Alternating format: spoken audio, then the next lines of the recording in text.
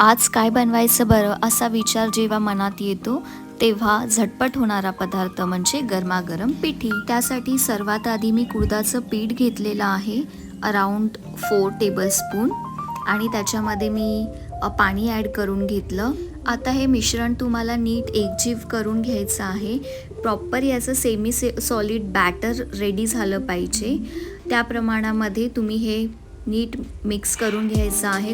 गुठळ्या पूर्णपणे आपल्याला काढून घ्यायच्या आहेत, कारण गुठळ्या गेल्या म्हणजे मग आपलं पिठीचं बॅटर पूर्णपणे रेडी झालं आहे असं आपण समजू शकतो.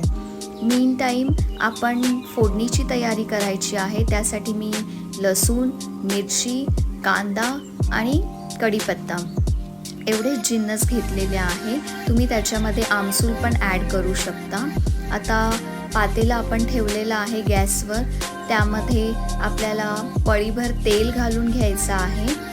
इथे आपलं तेल गरम होत आहे तोपर्यंत आपण पिठीचं बॅटरमध्ये थोडीशी हळद, त्यानंतर थोडंसं लाल तिखट आणि त्याच्यानंतर मालवणी मसाला ॲड करायचा आहे. पिठी बनवण्याची गंमत अशी आहे की त्याच्यामध्ये कधी पाणी थोडं जास्त झालं तरी ती चविष्टच लागते. आणि दुसरी गोष्ट अशी आहे की जेव्हा पिठीला उकळ येतो तेव्हा ती आपणच थिक होते. आपलं तेलही गरम झालेलं आहे. त्यामध्ये मी कढीपत्ता आणि लसूण ऑलरेडी घातलेले आहेत.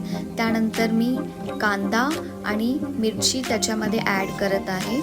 तुम्हाला जर नको असेल तर तुम्ही मिरची स्किप करू शकता, बिकॉज आपण ऑलरेडी तिखट टाकलेलं आहे. आता चवीपुरतं मीठ घालूया. आता पिठीला उकळ येईपर्यंत छान शिजू द्यायची आहे.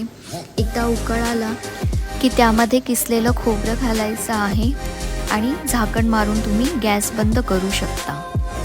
आपली पिठी, भात आणि लोणचं खाण्यासाठी तयार. थँक्यू.